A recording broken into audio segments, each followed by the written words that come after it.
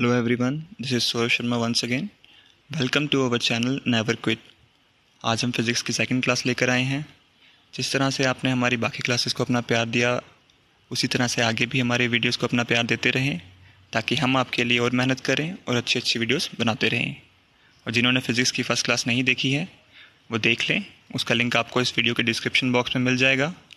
First class में हमने units and measurements के बारे में पढ़ा था। इसी के साथ हमारी मैथ्स की क्लासेस भी स्टार्ट हो गई हैं और उसका लिंक भी आपको इस वीडियो के डिस्क्रिप्शन बॉक्स में मिल जाएगा, तो वो भी देख लें। तो ज़्यादा देर ना करते हुए हम इस क्लास को शुरू करते हैं। तो आज हम पढ़ेंगे motion and laws of motion. तो सबसे पहले मोशन क्या होता है? A body is said to be in motion when its position changes continuously with respect to stationary object taken as reference point. ठीक है, एक बॉडी को हम मोशन में या मूविंग तब बोलते हैं जब उसकी पोजीशन जो है कॉन्टीन्यूसली चेंज होती है। ठीक है, जब उसकी पोजीशन कॉन्टीन्यूसली चेंज हो रही है with respect to stationary object या उसकी सराउंडिंग। कुछ भी अगर हम उसकी सराउंडिंग में एक रेफरेंस पॉइंट ले लें और उसके बेसिस पे अगर उसकी पोजीशन चेंज होती जा रही है, ठीक है, तो हम बोलेंगे ये बॉडी क्या है, मोशन में है।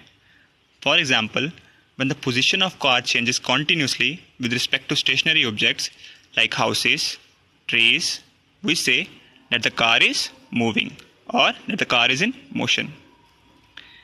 जैसे कि अगर एक कार की पोजीशन चेंज हो रही कॉन्टीन्यूसली, ठीक है, with respect to stationary objects, मान लो उसके सराउंडिंग में क्या है, हाउसेस और ट्रीज, हम एक रेफरेंस लेके चलें और उसके बेसिस पे उसकी पोजीशन जो है वो चेंज हो रही है, तो हम ये कहेंगे कि कार क्या है, मूविंग है या कार मोशन में है। Let us take an example to understand the meaning of motion more clearly। ठीक है, इस चीज़ को अच्छे से समझने के लिए हम एक एग्जाम्पल लेते हैं। ठीक है, ये नीचे जो आपको जो फिगर दी है इसमें क्या है, पोजीशन ए पे कार जो है वो in front of house and a tree. ठीक है, एक पर्टिकुलर टाइम पे हमारी कार जो है वो ए पोजीशन पे थी और हमने रेफरेंस लिया एक हाउस और ये ट्री हमने रेफरेंस में लिया।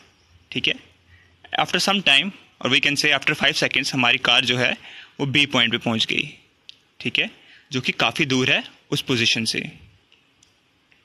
तो इसका मतलब ये हुआ कि हमारी कार की पोजीशन जो है वो कॉन्टीन्यूसली चेंज हो रही है with respect to stationary object. ठीक है, सो हम ये कह सकते हैं कार मूविंग है या कार मोशन में है। सम अदर बॉडीज और object around us which show different kinds of motion are swing, pendulum of clock and hands of watch. कुछ और ऑब्जेक्ट्स जो डिफरेंट काइंड्स की मोशन शो करते हैं, ठीक है, वो क्या क्या है, जैसे कि आपका झूला या स्विंग जिसे बोलते हैं, पेंडुलम ऑफ क्लॉक और हैंड्स ऑफ वॉच। और इसके अलावा भी कई सारी एग्जांपल्स होती हैं मोशन की। तो नेक्स्ट हम पढ़ेंगे laws of motion. Sir Isaac Newton has given 3 laws to describe the motion of bodies. These laws are known as Newton's law of motion। Sir Isaac Newton ने हमें मोशन के, ठीक है, किसी भी बॉडीज़ के मोशन के 3 लॉज दिए हैं और इन लॉज को हम न्यूटन लॉज ऑफ मोशन भी बोलते हैं। सबसे पहले फर्स्ट लॉ क्या है, ठीक है, every body continues to remain in its state of rest or uniform motion in a straight line unless it is compelled by external forces to change its state of rest or uniform motion। तो first law क्या कहता है, हर body, कोई भी चीज़, ठीक है, वो क्या करेगी, अपनी रेस्ट स्टेट में रहेगी या यूनिफॉर्म मोशन में रहेगी जब तक कि कोई उसे एक्सटर्नल फोर्स उसकी स्टेट को चेंज ना करे। इस चीज़ को हम 2 पार्ट में समझ सकते हैं।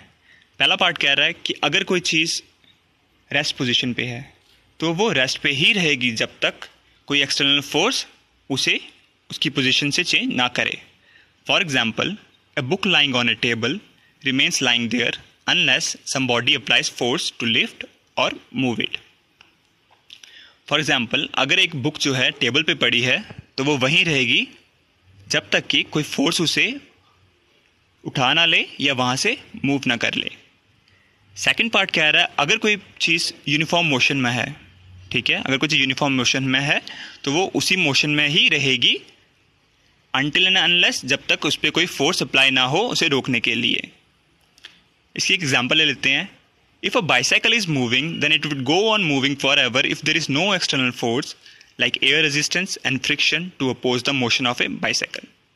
मान लो एक बाइसाइकिल को हम क्या कर रहे हैं, पैडलिंग कर रहे हैं, और अगर हम पैडलिंग रोक देते हैं, ठीक है, तो न्यूटन का फर्स्ट लॉ कहता है कि वो सेम मोशन में रहेगी, वो चलती ही रहेगी अगर कोई से एक्सटर्नल फोर्स ना रोके। अब वो कौन सी फोर्सेस होती है जो उसे रोक देती है? अगर हम पैडलिंग करते रहें, अगर हम थोड़ी देर में उसे छोड़ दें, तो कुछ ही देर के बाद हमारा साइकिल जो है वो अपने आप ही रुक जाएगा। तो उसको जो अपोज करती हैं फोर्सेस, जैसे जो एक्सटर्नल फोर्सेस लग रही हैं, वो होता है एयर रेजिस्टेंस और फ्रिक्शन, जिसके कारण वो रुक जाती है। तो कोई भी चीज़, कोई भी ऑब्जेक्ट वो सेम स्टेट में रहेगा जिसमें वो होता है अनटिल उस पर कोई फोर्स, एक्सटर्नल फोर्स ना लगे उसकी पोजीशन को, ठीक है, उसकी स्टेट को चेंज करने के लिए।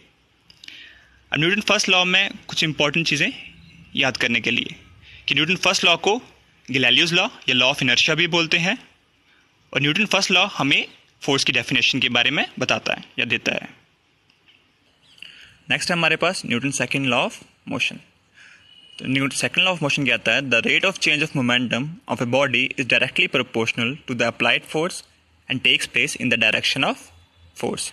ठीक है, तो इसको समझने के लिए सबसे पहले हमें पता होना चाहिए कि मोमेंटम क्या होता है। ठीक है, तो सबसे पहले मोमेंटम देख लेते हैं। मोमेंटम क्या होता है? The quantity of motion possessed by a moving body is called momentum. ठीक है, एक मूविंग बॉडी में कितना मोशन है उसे हम मोमेंटम बोलते हैं। मोमेंटम किसके बराबर होता है? Momentum is equal to the product of mass and velocity. अगर हम किसी भी ऑब्जेक्ट के या किसी भी बॉडी के मास को उसकी वेलोसिटी से या उसकी स्पीड से मल्टीप्लाई कर दें, ठीक है, तो जो प्रोडक्ट निकलेगा उसको हम बोलेंगे मोमेंटम। यानी कि हर मूविंग बॉडी में कुछ ना कुछ मोमेंटम ज़रूर होता है। मास जो है वो एक कांस्टेंट क्वांटिटी है। ठीक है, मास चेंज नहीं होता। मास किसी ऑब्जेक्ट का 1 kg हो सकता है, ठीक है, 2 kg हो सकता है, या कुछ भी, चाहे उसे आप आहिस्ता फेंको उस ऑब्जेक्ट को या स्लो स्पीड में फेंको, बट उसका मास जो है वो चेंज नहीं होगा। अगर उसमें कुछ चेंज होगा, ठीक है, तो वो है उसकी velocity.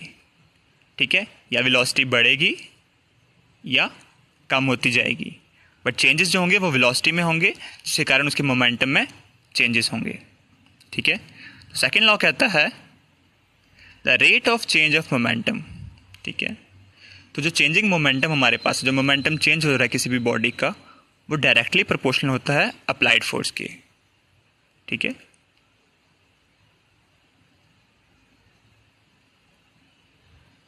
Rate of change of momentum मतलब टाइम के साथ जो चेंज हो रहा है। ये जो आपका मोमेंटम है ये आपका चेंजिंग मोमेंटम है।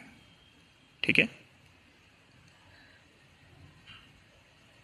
ठीक है, तो एग्जांपल ले लेते हैं एक। फर्स्ट एग्जांपल क्या है? एक cricket player moves his hands backward on catching a fast cricket ball. एक क्रिकेट प्लेयर या फील्डर क्या करता है? अपने हाथ को पीछे करता है, ठीक है, जब वो कोई बॉल कैच करता है, किसी फास्ट बॉल को कैच करता है। ऐसा वो क्यों करता है? कि जो बॉल होती है उसमें क्या होता है? बहुत लार्ज मोमेंटम होता है, तो उसको रोकने के लिए ज़्यादा फोर्स लगती है। तो वो ज़्यादा फोर्स जो लगेगी, ठीक है, उस मोमेंटम से जो ज़्यादा फोर्स लग रही है, वो फोर्स उस क्रिकेट प्लेयर को इंजर्ड कर सकती है। तो जब हम क्या करते हैं, हाथ को पीछे करते हैं, तो जो टाइम लगता है उसके मोमेंटम को ज़ीरो करने के लिए, उसे रोकने के लिए, तो टाइम क्या होता है? बढ़ जाता है। ठीक है, वो एकदम से नहीं रुकती है। टाइम बढ़ने से क्या होता है? फोर्स जो है कम हो जाती है, क्योंकि फोर्स जो है वो इन्वर्सली प्रोपोर्शनल है टाइम के। जब फोर्स कम हो जाती है तो वो फोर्स जो है वो उस प्लेयर को हर्ट नहीं करती है, क्योंकि वो फोर्स कम हो गई। Similarly during an athletic meet a high jumping athlete is provided either a cushion और a heap of sand on the ground to fall upon. ठीक है, एक एथलीट जो हाई जंप्स करते हैं, ठीक है, तो उनको क्या, जब वो जंप करते हैं तो उनको क्या प्रोवाइड किया जाता है? एक सैंड का ढेर या कोई कुशन, ठीक है, जो उन्हें प्रोवाइड किए जाते हैं। ऐसा क्यों करते हैं? सिमिलरली इसका मोमेंटम भी क्या होता है? जब वो जंप करते हैं तो उसका मोमेंटम भी बहुत ज़्यादा होता है, जिसके कारण बहुत ज़्यादा फोर्स उनकी बॉडी पे लगेगी। ठीक है, जिसके कारण ज़्यादा फोर्स उनकी बॉडी पे लगेगी और उन्हें वो हर्ट कर सकती है और इंजरी हो जाएगी।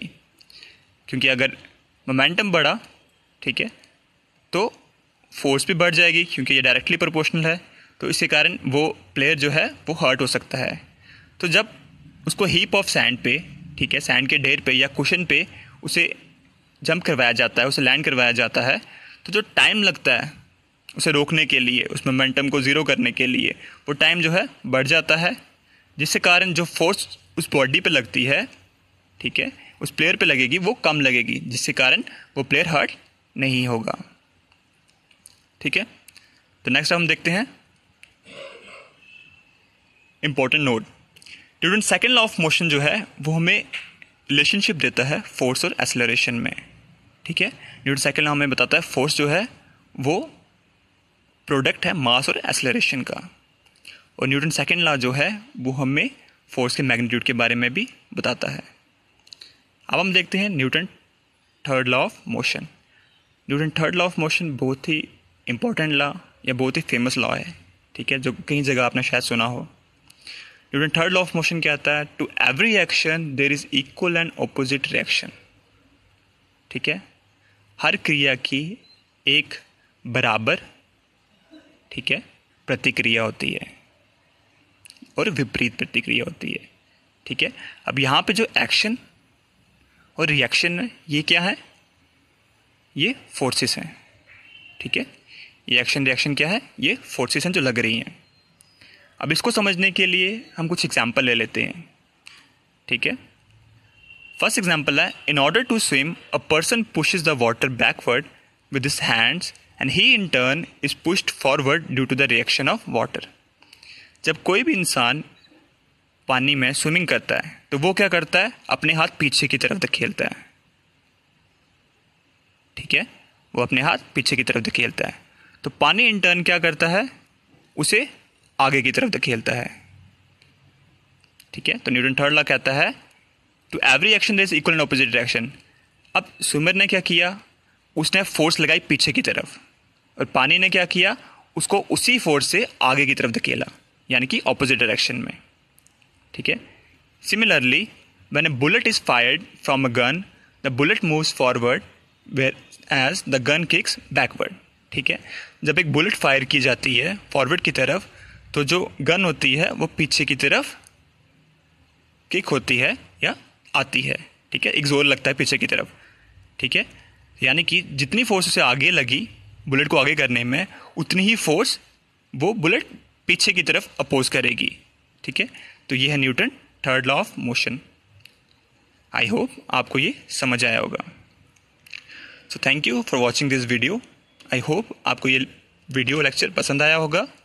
अगर आपको ये लेक्चर पसंद आया है तो इसे लाइक करें, ज़्यादा से ज़्यादा शेयर करें, और आपके कोई भी सजेशंस या इस टॉपिक से रिलेटेड कोई भी डाउट्स हैं तो वो हमें कमेंट सेक्शन में कमेंट करें। और जिन लोगों ने इस चैनल को सब्सक्राइब नहीं किया है वो इसे जल्दी से सब्सक्राइब कर लें और बेल आइकन दबा लें, ताकि आने वाली सभी वीडियोस का नोटिफिकेशन आपको आ सके। तो इसी के साथ goodbye, stay home, stay safe.